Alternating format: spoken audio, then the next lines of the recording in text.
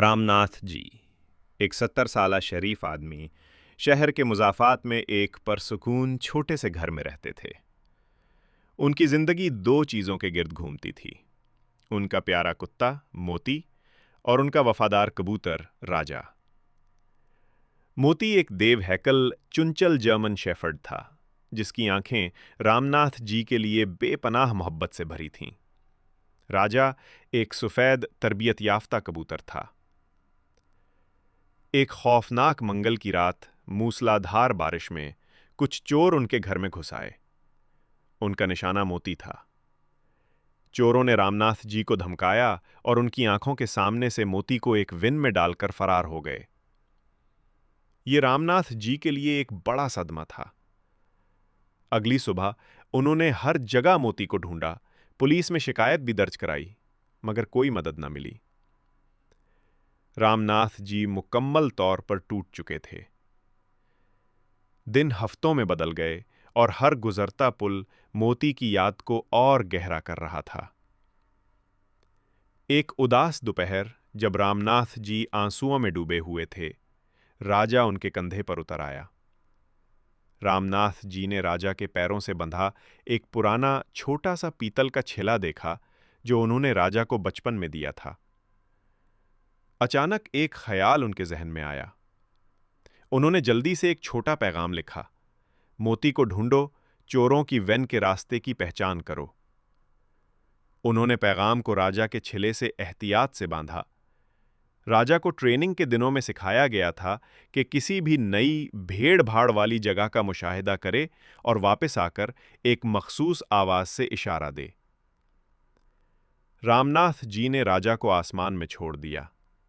आखिरी उम्मीद की करन को हुआ में उड़ाते हुए वफादारी और तरबियत की ताकत से राजा ऊंचाई पर चढ़ गया और शहर के ऊपर चक्कर लगाने लगा। राजा 3 दिन बाद वापस आया, थका हुआ मगर पुरज़्म।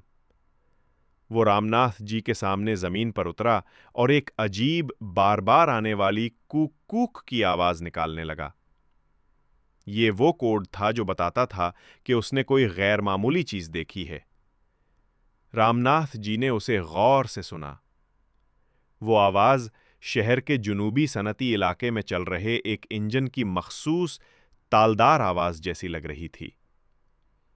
राजा ने उन्हें करीब की एक पुरानी बंद फैक्ट्री की तरफ भी इशारा किया, जहां उसने चोरी की रात वैसी ही काली विन को अंदर जाते हुए देखा था। अगरचे ये पूरी तरह से यकीन नहीं था, लेकिन रामनाथ जी के पास और कोई चारा नहीं था। उन्होंने पुलिस स्टेशन का रुख किया, लेकिन इंस्पेक्टर ने कबूतर के इशारे पर यकीन करने से इनकार कर दिया। अपनी आखिरी कोशिश में रामनाथ जी ने अपने कुछ पुराने वफादार पड़ोसियों को जमा किया, जो उन्हीं और मोती को जानते थे।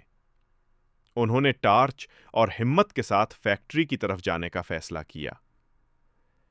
फैक्ट्री के अंदर हर चीज अंधेरे और धूल में ढकी हुई थी। रामनाथ जी और उनके पड़ोसी एहतियात से दाखिल हुए।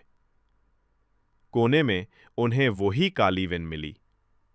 जैसे ही वो करीब आए, उन्हें पिछले दरवाजे से मोती के आहिस्ता कराहने की आवाज सुनाई दी।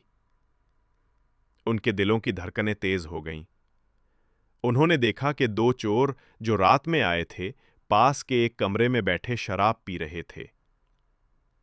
रामनाथ जी के पड़ोसियों ने, जो जवान और मजबूत थे, फौरी तौर पर पुलिस को बुलाया और चोरों को पकड़ने का मंसूबा बनाया। जल्द ही पुलिस आ गई और चोरों को रंगे हाथों पकड़ा गया। उन्होंने एतराफ किया कि उन्होंने मोती को बड़ी रकम में बेचने के लिए चुराया था। रामनाथ जी ने विन का दरवाजा खोला और मोती अपने मालिक को देखकर खुशी से बेकाबू हो गया। वो